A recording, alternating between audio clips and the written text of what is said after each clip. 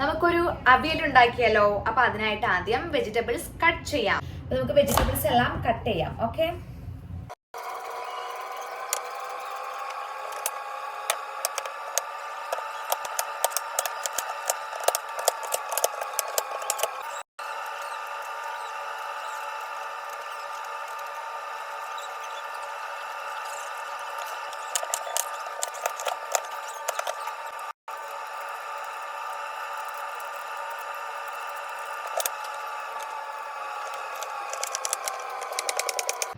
അപ്പോൾ പച്ചക്കറിയൊക്കെ കഴുകിയിട്ടുണ്ട്. ഇനി ഇതൊരു സ്റ്റെയിനറിക്ക് വെക്കട്ടെ.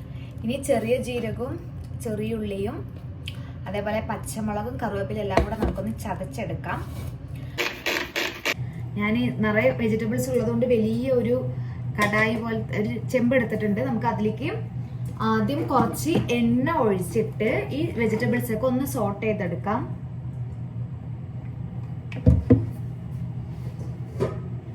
പച്ചക്കറിയൊക്കെ അതിൽ കൊട്ടാൻ വേണ്ടി പോവുകയാണ്.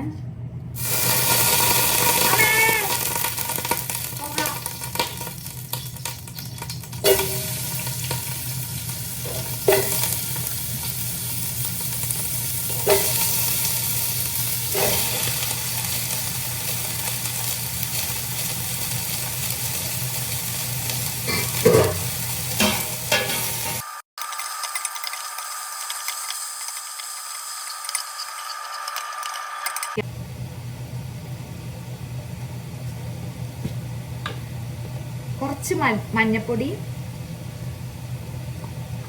കുറച്ച് എരിവുള്ള മുളക് പൊടി,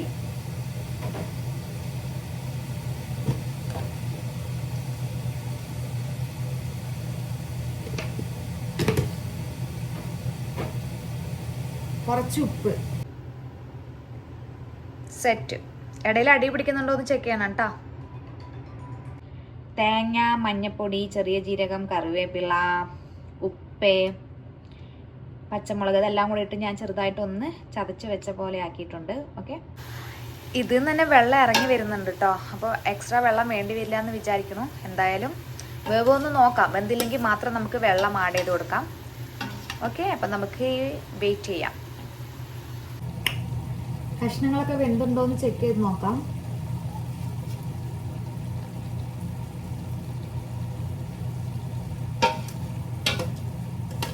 ആദ്യത്തിനുള്ള വേവായിട്ടുണ്ട്.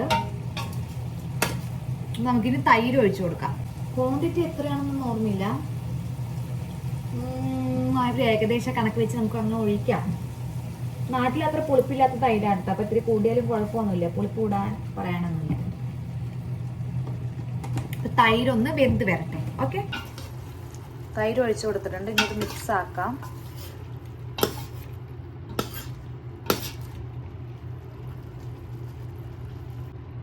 അവിയൽ കുളമായി ഗൈസ്. തൈര് പിരിഞ്ഞിരിക്കണു.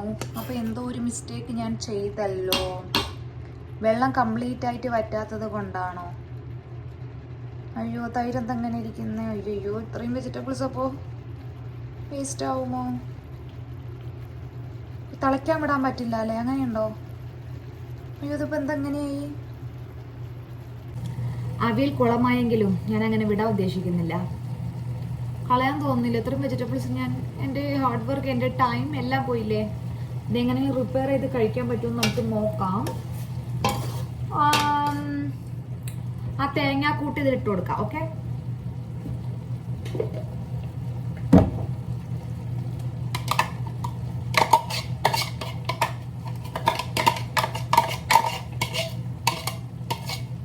കള്ളക്കണ്ണീരൊഴുക്കി തക്കാളി പപ്പാളി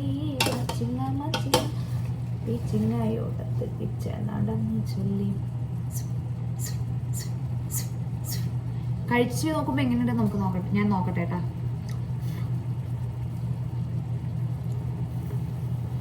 മണമൊക്കെ സൂപ്പർ ആയിട്ടുണ്ട്.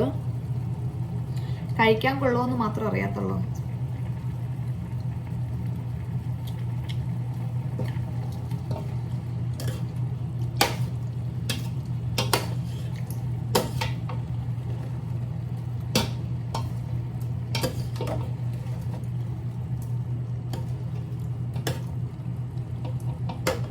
അവിയൽ ഫ്ലോപ്പായി ഗൈസ്.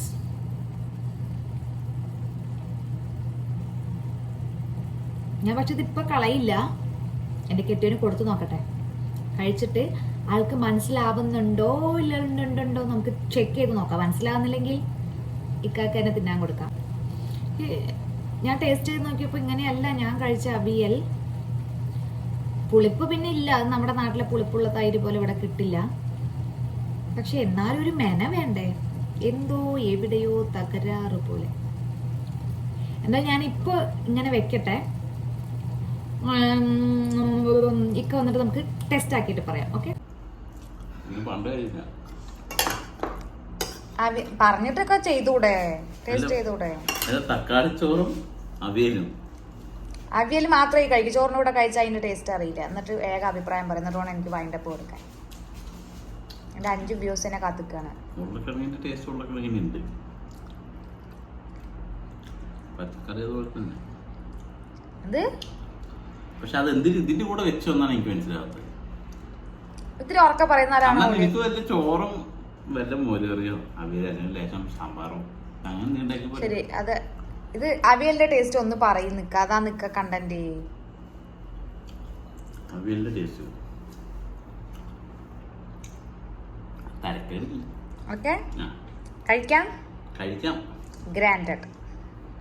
അപ്പൊ നമ്മുടെ ഓപ്പറേഷൻ സക്സസ്. അപ്പൊ ഇന്നത്തെ വീഡിയോ ഇത്രയേ ഉള്ളൂ. ടാറ്റാ.